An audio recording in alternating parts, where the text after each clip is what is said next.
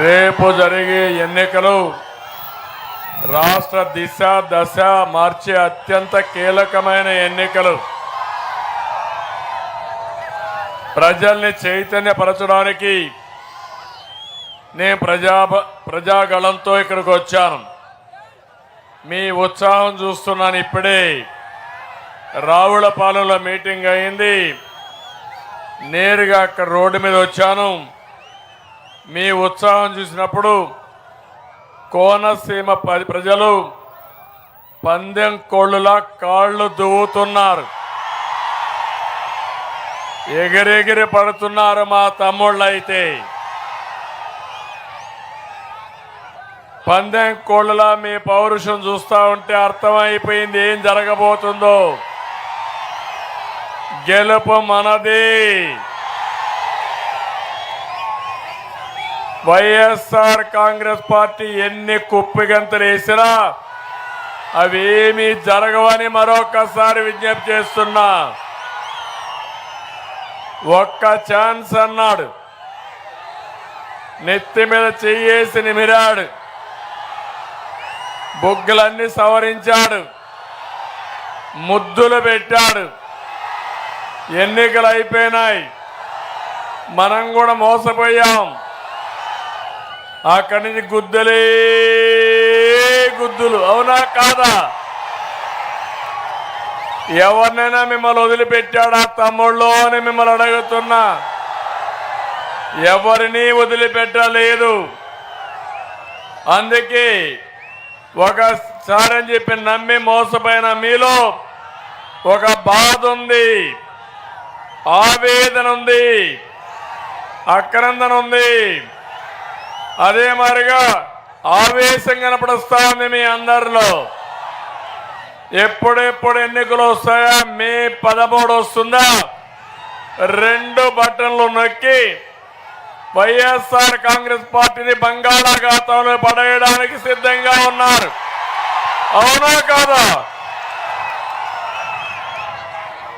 ఈరోజు నేను వచ్చింది మీకు ఒక భరోసా ఇవ్వడానికి, భద్రతా గ్యారెంటీ ఇవ్వడానికి వచ్చాను.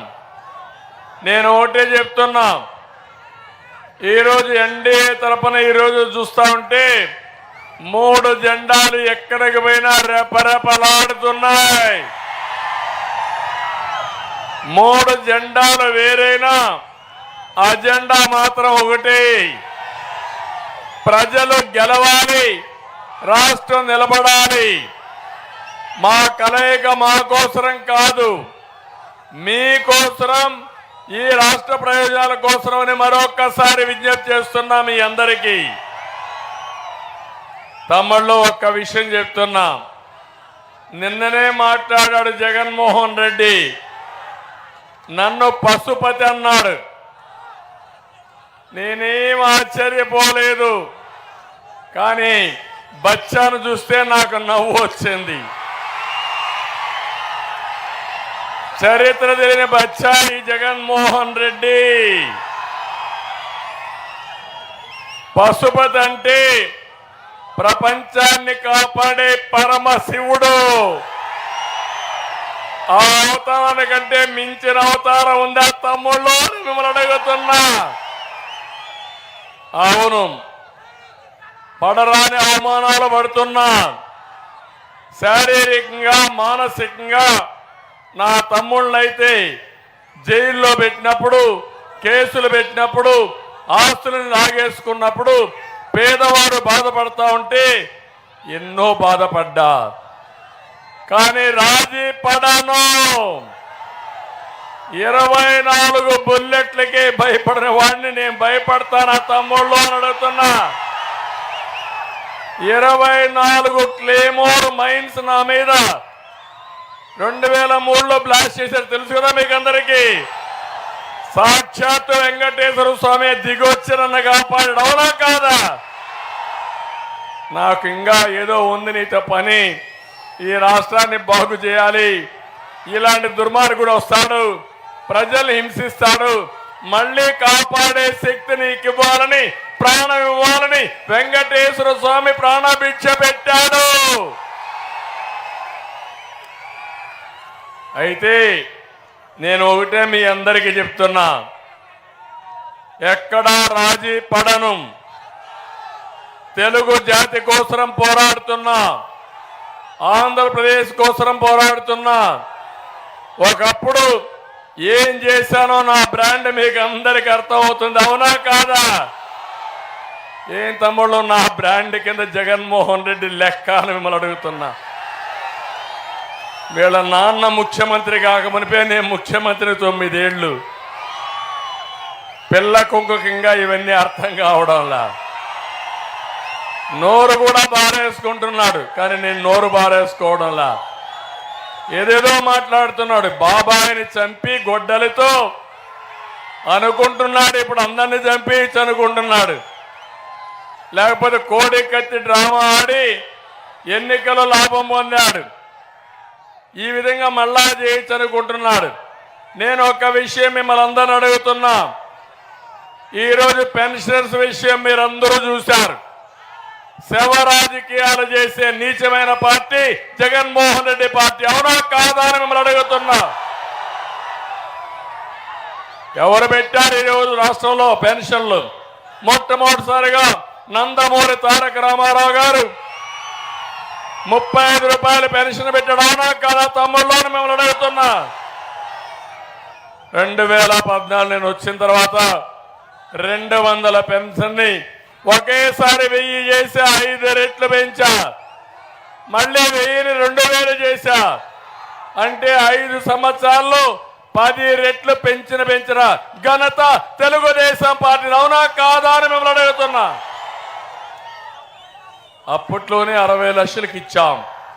నేను పింఛన్ ఇస్తే ఇప్పుడు ఒక 1000 రూపాయలు పెంచి దానికి ఏదో వాలంటీర్లు పెట్టి, అంటే రాజకీయ దురుద్దేశాలతో చేసి ఇప్పుడు మనల్ని విమర్శిస్తున్నాడు. నేను అడుగుతున్నా, ఈ నెల పెన్షన్లు ఇవ్వాలా లేదా అని అడుగుతున్నా మిమ్మల్ని. సచివాలయంలో 1,25,000 మంది స్టాఫ్ ఉన్నారా లేదా? ఒక్కొక్క మనిషి 45 పింఛన్లు ఇస్తే 2 రోజుల్లో మొత్తం పింఛన్లు లేవు, చౌనా కాదా? ఈరోజు 8వ తారీఖు 3వ తారీఖు అయిపోయిందా లేదా? ఇచ్చాడా పింఛన్లు? సచివాలయం డబ్బులున్నాయా? సచివాలయాలు బుద్ధి సిగ్గు ఇది లేకపోతే 28 నువ్వు ఒక జీవో ఇచ్చావు. ఈ నెల మేము 3వ తారీఖు పింఛన్లు ఇస్తారని చెప్పావు. అంటే ముందుగా ప్రణాళిక తయారు చేసుకున్నావు. అంటే వచ్చిన డబ్బులు 13,000 కోట్ల రూపాయలు కాంట్రాక్టులకు ఇచ్చుకొని, నీ మనుషులకు ఇచ్చుకొని లంచాలు మెక్కి ఈ పెన్షనర్స్ పేదవాళ్ళని వృద్ధుల్ని బాధ పెట్టిన వ్యక్తి జగన్మోహన్ రెడ్డి, అవునా కాదా తమ్ముళ్ళు అని మిమ్మల్ని అడుగుతున్నా. ఈరోజు రమ్మన్నారు, ఎందుకు రమ్మన్నారని అడుగుతున్నా. 3 రోజులని చెప్తున్నా, మీరు పెన్షనర్స్ని సచివాలయానికి పిలవద్దండి, మీరే ఇంటికి వెళ్ళండి. 2 రోజుల్లో ఇవ్వచ్చు, మీరు అనుకుంటే 1 రోజుల్లో ఇవ్వచ్చు. నీకు ముఖ్యమంత్రిగా చేత కాకపోతే దద్దము అయితే నువ్వు దిగిపో, 1 డేలో ఏ విధంగా ఇవ్వాలి నేను ఇచ్చి చూపిస్తా. నాకు అనుభవం ఉంది, 14 సంవత్సరాల ముఖ్యమంత్రిని. నీ దగ్గర నేర్చుకోవాల్సిన అవసరం నాకు లేదు. చేసి చూపించిన వ్యక్తిని. వేషాలేస్తే తోక కట్ చేయడం కూడా తెలిసిన వ్యక్తిని. నోరు పారేసుకుంటే నోరు ముయించే శక్తి ఉండే వ్యక్తిని చెప్పి మరొకసారి మీ అందరికీ విజ్ఞప్తి చేస్తున్నా. ఈరోజు ఉదయం రమ్మంటారు సచివాలయానికి, డబ్బులు ఇవ్వరు, ఎండ్లో నిలబెడతారు, కనీసం వాళ్ళకి మంచినీళ్ళు ఇవ్వరు, ఒక షామినా ఇవ్వరు, లేకపోతే ఒక బట్టర్ మిల్క్ ఇవ్వరు. 1 2 చనిపోతే శవ రాజకీయాలు చేస్తావా? ఇవి ప్రభుత్వ హత్యలే. మీరే హత్యలు చేశారు పేదవాడిని, వృద్ధుల్ని. ఆ పాపం ఊరికే పోదు. జగన్మోహన్ రెడ్డి బాబాయిని చంపి ఇప్పుడు హత్య వేరే వాళ్ళ కూతురు పైన పెట్టే పరిస్థితికి వచ్చావు. ఏం తమ్ముళ్ళని అడుగుతున్నా, ఊకెళ్ళి బాబాయ్, ఊకెళ్ళి బాబాయ్, ఊకెళ్ళి బాబాయ్. ఎవరు చంపారు?